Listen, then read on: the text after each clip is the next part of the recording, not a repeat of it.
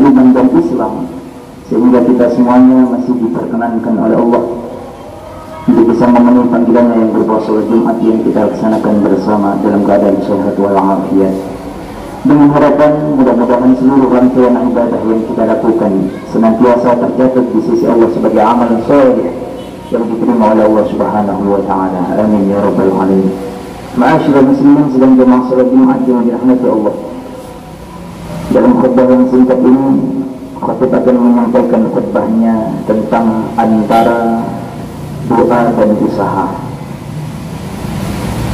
Kita ketahui bersama bahwa setiap manusia tentu mempunyai yang namanya keinginan. Setiap manusia pasti mempunyai cita-cita. Setiap manusia pasti mempunyai harapan.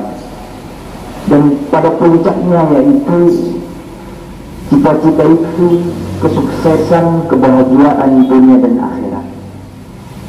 Hadirin yang dirahmati Allah, namun di dalam mewujudkan cita-cita yang kita inginkan, harapan dan keinginan kita untuk terwujud itu tidak semudah kita membolak-balikkan tangan kita, dan tidak semudah pula seperti pesulap yang bin salabun kemudian ada, tetapi butuh waktu yang relatif lama, butuh proses yang panjang yang kemudian itu disebut dengan usaha dan doa.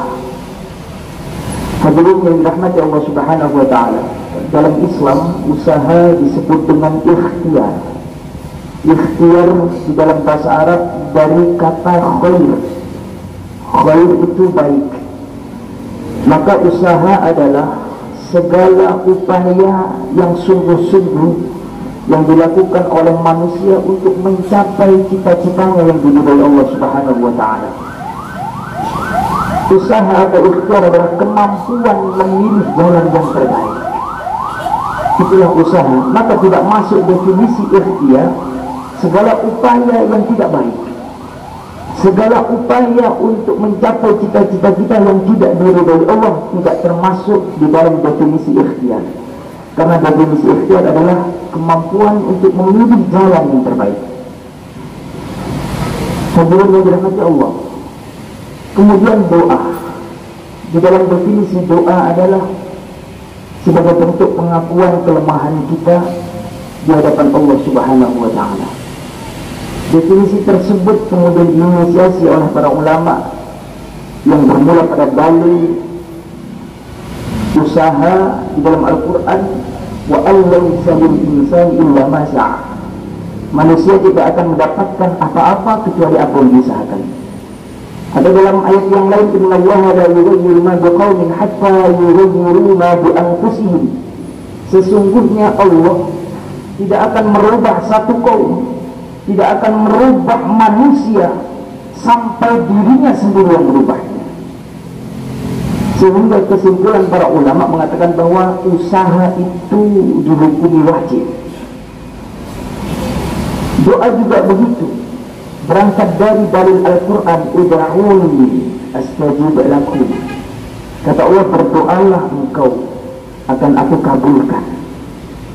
Berangkat dari dalil tersebut, ulama juga sepakat bahwa berdoa hukumnya wajib. Ibnu Qayyim al-Jauziyah mengatakan usaha dan doa ini diibaratkan seperti sayap burung. Kedua sayap burung ini ketika dia berfungsi dengan baik, maka burung akan bisa terbang setinggi yang dia mau. Tetapi kalau sayap burung ada salah satu sayap yang tidak berfungsi dengan normal, maka burung tidak akan bisa terbang. Andaikan bisa terbang, dia bisa terjatuh dalam perjalanan. Hadirin yang dirahmati Allah Subhanahu wa Ta'ala, maka sepakat ulama usaha dan doa itu adalah wajib. Semisal seperti dua sisi mata uang yang mereka tidak bisa dipisahkan, namun realitasnya adalah kita seringkali menggunakan doa dan usaha ini secara tidak seimbang. Yang terjadi adalah pincang. Kita mungkin sering berdoa kepada Allah, ingin keluarga kita ini keluarga yang bahagia, mempunyai keturunan yang solih dan solihah. Rabbana hab lana min azwajina wa dhurriyyatina qurrata a'yun waj'alna lil muttaqina imama. Doa ini kita lantunkan, kita panjatkan kepada Allah setiap hari.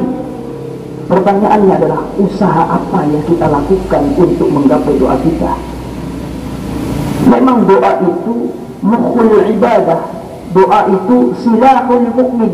Kata Rasulullah, doa itu adalah senjatanya orang mukmin. Tetapi doa tidak akan hidup, senjata tidak akan berguna tanpa usaha. Maka seringkali terjadi dalam kehidupan kita ini kepincangan yang tidak seimbang antara doa dan usaha, atau usaha kita yang lebih tetapi doanya yang tidak banyak, maka hasilnya pun tidak sesuai dengan keinginan kita.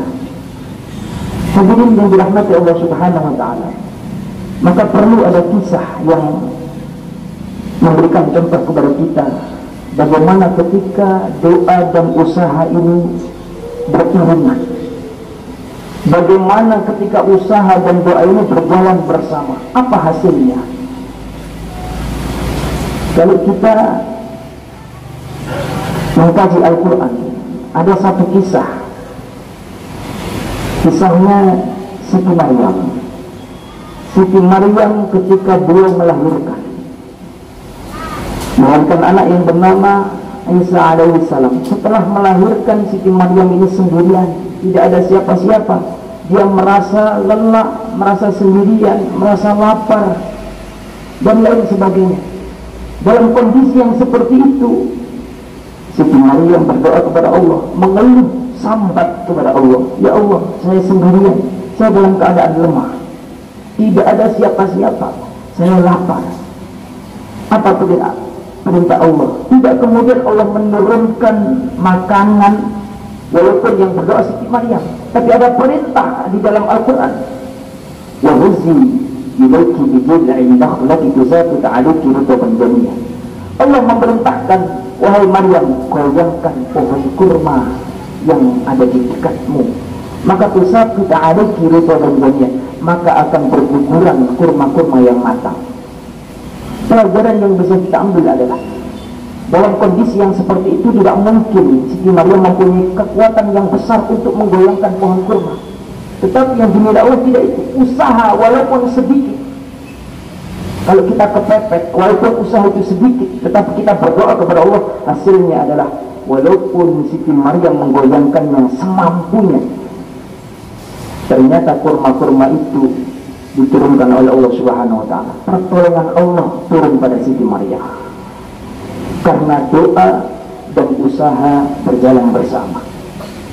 Hadirin yang dirahmati Allah, kisah yang kedua, kita ingat di dalam Al-Quran ada kisahnya Ashabul Kahfi.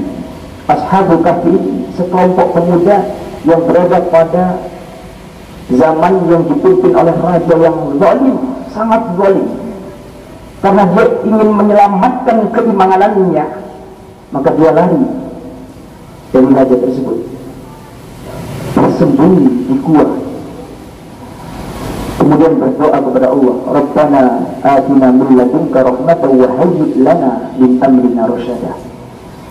Andaikan doa itu tidak butuh dengan usaha, maka para pemuda Ashabul Kahfi tidak perlu repot-repot lari ke dalam gua. Dia di dalam rumah saja berdoa kepada Allah, ya Allah, berilah aku petunjuk yang terbaik menurutmu. Tetapi ada usaha melangkah keluar dari rumah untuk menyelamatkan dirinya. Apa yang terjadi? Luar biasa. Ashabul Kahfi diberi pertolongan oleh Allah, ditidurkan selama 309 tahun karena usaha, karena ikhtiar dan doa dipanjatkan kepada Allah Subhanahu wa ta'ala. Hadirin yang dirahmati Allah Subhanahu wa ta'ala, kisah selanjutnya yang kita ketahui bersama ketika Rasulullah perang Badar.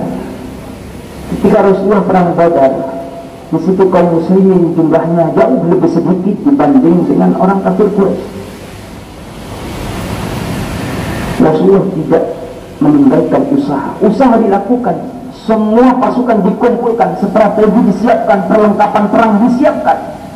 Walaupun secara akal tidak masuk akal kalau menang, tetapi Rasulullah selain beliau berusaha, berdoa kepada Allah Subhanahu wa taala. Mengangkat tangannya tinggi-tinggi. Doanya lama banget sampai tidak terasa selendangnya jatuh. Berdoa kepada Allah agar diberi kemenangan. Apa yang terjadi? Karena usaha sudah dilakukan. Doa pun melibatkan Allah di dalam usaha kita. Maka kaum muslimin walaupun sedikit jumlahnya diberi kemenangan oleh Allah Subhanahu wa taala. Hadirin yang dirahmati Allah Subhanahu wa taala. Ada doa tanpa usaha. Kisahnya Nabi Musa alaihissalam. Ketika kaumnya berada di padang pasir, mengeluh, wahai Musa, berdoalah kepada Allah, kami ini haus, di padang pasir tidak ada minuman, berdoa kepada Allah biar kita dikasih minuman. Nabi Musa berdoa, tetapi tidak dikabulkan oleh Allah. Apa yang turun? Perintah. Disuruhlah Nabi Musa perintah, fadrib bi'asakal hajar. Musa, kalau kamu ingin air, maka pukulkan tongkatmu ke batu, dipukullah. Artinya Allah akan memberikan pertolongan kepada kita semuanya ketika ada tindakan yang kita lakukan. Allah akan memberikan pertolongan kepada kita semuanya setelah kita berbuat sesuatu. Hadirin yang dirahmati Allah Subhanahu wa taala. Kemudian ada usaha tanpa doa. Apa yang terjadi? Kita semua ingat kisahnya Qarun. Di dalam Al-Quran, Qarun ini mengatakan qala innama utituhu ala ilmin ilmi. Qarun mengatakan, aku kaya seperti ini karena usahaku, karena kepintaranku, karena ilmu yang aku miliki sehingga aku mempunyai harta kekayaan perhiasan yang luar biasa, bukan karena Allah Subhanahu wa taala. Tidak pernah berdoa, hanya usaha, hanya mengandalkan keilmuannya. Usaha tanpa doa, apa yang terjadi? Maka Qarun fakhasafna bihi wa bidarihi al-ardh. Allah tenggelamkan semua perhiasan, harta karun, rumahnya, keluarganya ditenggelamkan oleh Allah Subhanahu wa taala. Karena dia tidak berdoa kepada Allah Subhanahu wa taala. Orang yang tidak pernah berdoa kepada Allah itu termasuk orang yang sombong. Maka Qarun ini termasuk hamba Allah yang sombong. Hamba Allah yang sombong, innal ladzina yastakbiruna an ibadati sayadkhuluna jahannama dakhirin. Ancaman Allah bagi orang yang sombong, yang tidak merasa tidak membutuhkan Allah di dalam kehidupannya, di dalam usahanya, tidak sedikit pun dia berdoa kepada Allah, maka dia pasti akan kufur nikmat, sombong kepada Allah Subhanahu wa taala. Sayadkhuluna jahannama dakhirin, akan dimasukkan ke neraka jahanam dengan kehinaan. Hadirin yang dirahmati Allah Subhanahu wa taala, bisa kita simpulkan dari kisah-kisah tersebut, usaha dan doa tidak boleh pincang, tidak boleh mana yang unggul. Kalau kita pernah membaca keajaiban doa yang luar biasa, doa akan menjadi ajaib kalau ada usaha yang kita lakukan. Doa tidak akan menjadi ajaib kalau kita berpangku tangan di dalam rumah. Maka doa dan usaha mari kita usahakan, mari kita berdoa sepenuh hati. Maka kata Prof. Dr. Wahbah Zuhairi dalam tafsirnya mengatakan bahwa orang yang beriman, orang yang mengaku beriman, mereka lah orang yang berusaha secara maksimal, berdoa sepenuh hati, mereka lah orang-orang yang beriman. Karena usaha dan doa adalah bentuk daripada keimanan yang utuh. Hadirin yang dirahmati Allah Subhanahu wa taala, mungkin demikian yang bisa kami sampaikan. Semoga ada guna dan manfaatnya. Semoga kita termasuk hamba-hamba Allah yang mau berdoa dan mau berusaha sehingga apa yang kita inginkan, apa yang kita cita-citakan, apa yang kita harapkan, khususnya kesuksesan dunia dan akhirat, senantiasa dijaga oleh Allah Subhanahu wa taala. Amin ya rabbal alamin. Barakallahu li wa lakum fil Qur'anil 'azim wa nafa'ani wa iyyakum bima fihi min al-ayati wa dhikril hakim wa taqabbal minni wa minkum tilawatahu innahu huwal ghafurur rahim wa qur rabbi ighfir warham wa anta khairur rahimin. Allahumma shalli ala سيدنا محمد